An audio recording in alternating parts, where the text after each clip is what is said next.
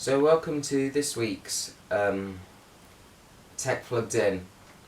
So we don't have many stories because I didn't see much this week. So we have a bug report. So Intel processors have a vulnerability named Spoiler, while AMD processors are immune.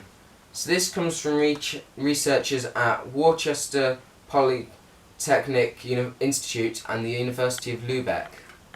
So the most worrying thing about this attack compared to others is that it can be done through JavaScript, which means somebody can just put it on some website and then they have the ability to access passwords, encryption keys, and other sensitive data that may be stored in memory.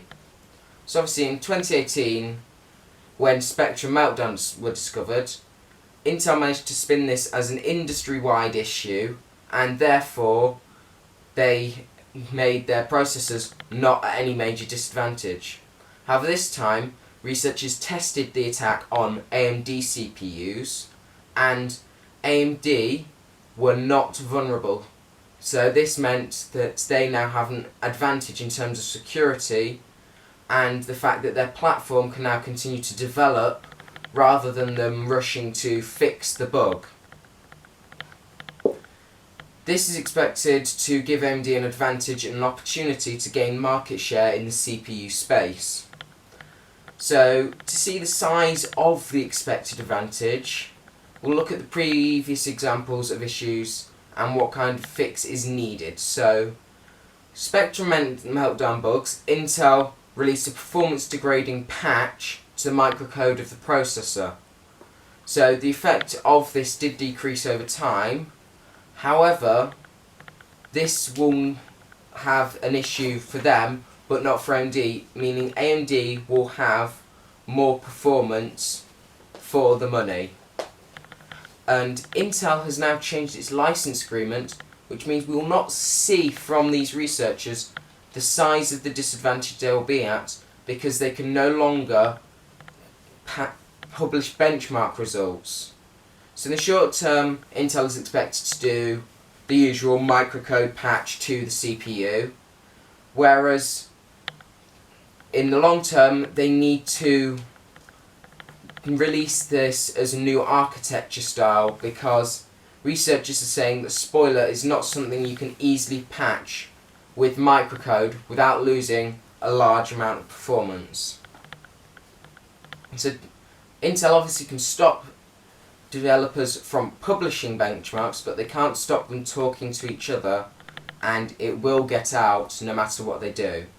So the length of the advantage is expected to be a couple of years, as Intel will have to build this into newer architectures so they don't have to have the performance degradation. This will cause big issues, as they are already years behind schedule in moving to the 10 nanometers, while AMD is in the process of moving to 7 nanometers. So if Intel does need to redesign the chips to address Spoiler, it will most likely take multiple years, and this just gives AMD more time to gain market share from gamers who want the best performance, and security related people, such as those working, say, at the EPO, because they need to not be vulnerable to anything of this style. So Microsoft's wireless display app, also known as Kinect on PCs, has been updated to allow installation on Xbox Ones. This means now you can stream video from your PC or Android device and control it with the Xbox controller. So you can now stream your favourite games from, say, Steam and other services, or you can use an Xbox as a presentation device. Though I honestly cannot see why you would buy a gaming console to use it as a presentation device when you just have the Microsoft Wireless Display Adapter anyway. So currently only the controller can be used when projecting to the Xbox, so you cannot use the keyboard and mouse support that recently came out. But you can, with the reveal of the keyboard combo, this will most likely come soon. So this app's release obviously shows that Microsoft is pushing towards the cloud-based game streaming, and this would be improved upon with the release of Project xCloud in whatever form it comes.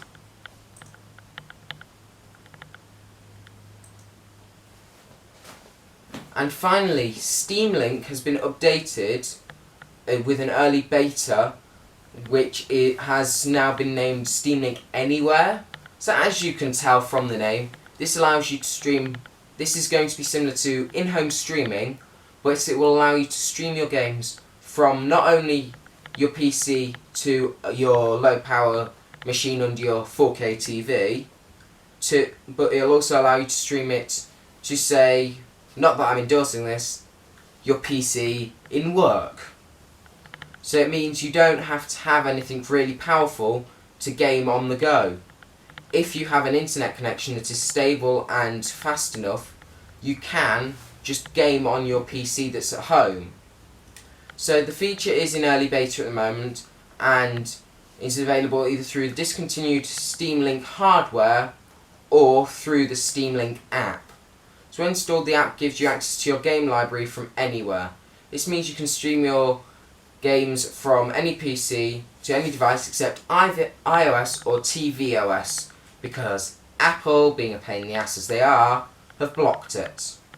So this announcement and release comes just before GDC 2019, where many tech giants including Google and Microsoft, as I mentioned earlier, are expected to unveil cloud-based gaming services. So Engadget said, if the rush to market from three major players is any indication, we should soon have a choice of Netflix for gaming style of services. So thank you for watching this week's Tech Plugged In, and we hope to see you next week where we will have more stories. And if you wish to keep up to date quicker than these weekly videos, we all post all of these stories throughout the week on our blog.